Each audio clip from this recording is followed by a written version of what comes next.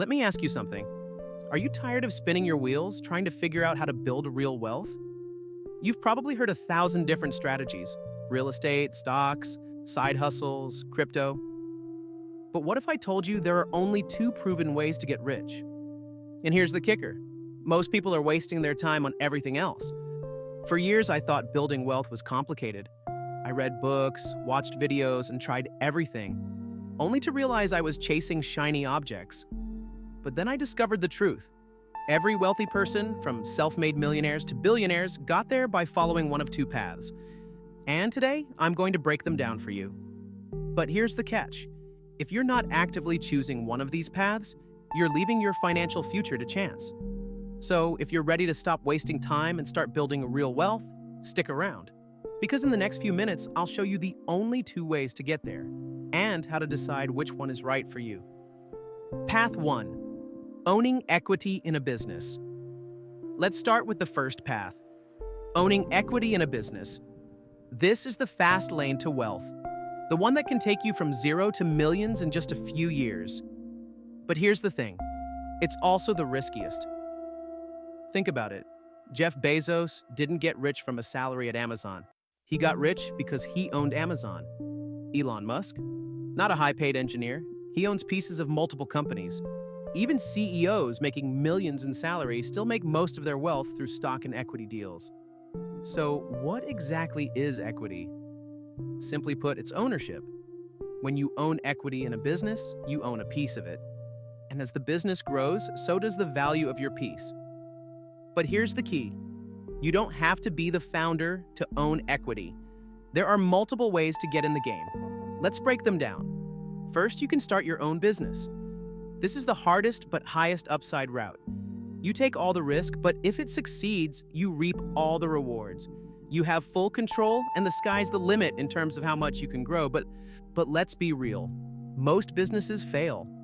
In fact, studies show that about 90% of startups don't make it. And even if they do succeed, it can take years before they're profitable.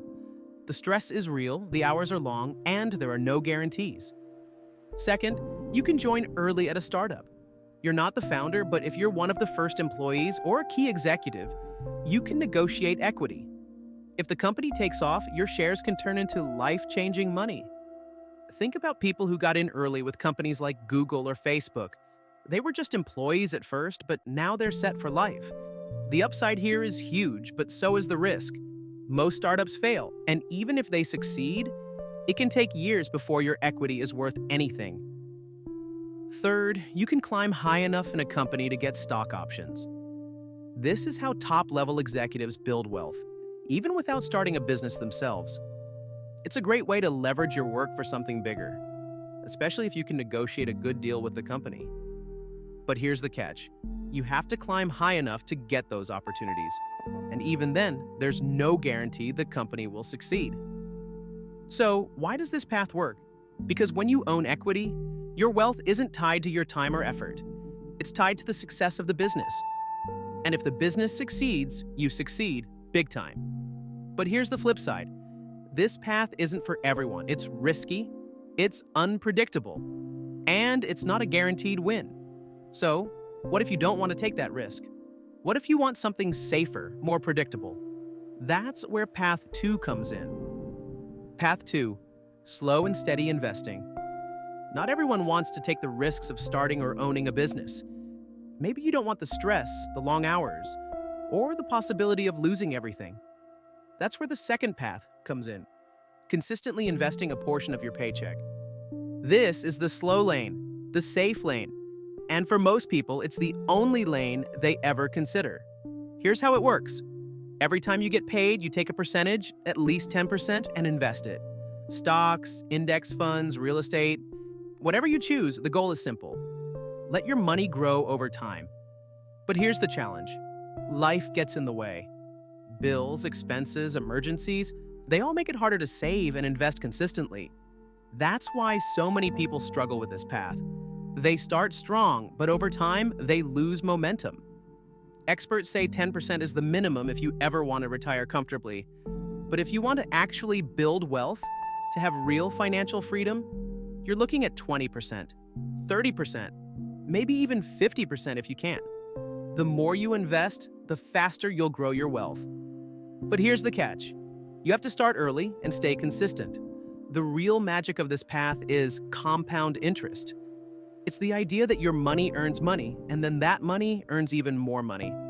Over time, this creates a snowball effect that can turn small, consistent investments into significant wealth. For example, if you invest $500 a month with an average return of 7%, you'll have over $1 million in 30 years. But there's a catch with this strategy. You have to start early and stay consistent. So why does this path work? Because it's accessible to almost anyone. You don't need a huge amount of money to start, and it's far less risky than starting a business. But here's the downside. It takes patience, a lot of patience. Which path should you choose? Now that you know the two paths, the next question is, which one should you choose? It's easy to think, I'll start a business while I slowly invest my paycheck. But most wealthy people don't do that at the beginning. They dive headfirst into the equity path. The business, the startup, the project. They pour everything into it because in the early days, that's where the real returns come from. Once they've built up a solid amount of wealth, then they diversify. That's when they start pulling some of their gains out of the business and into safer investments like stocks or real estate.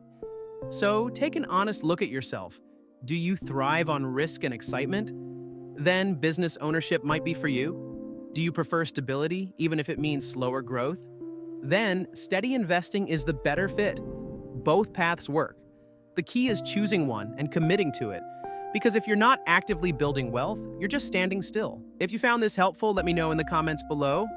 And don't forget to like, subscribe, and hit that notification bell for more tips on building wealth and achieving financial freedom. Thanks for watching, and I'll see you in the next one.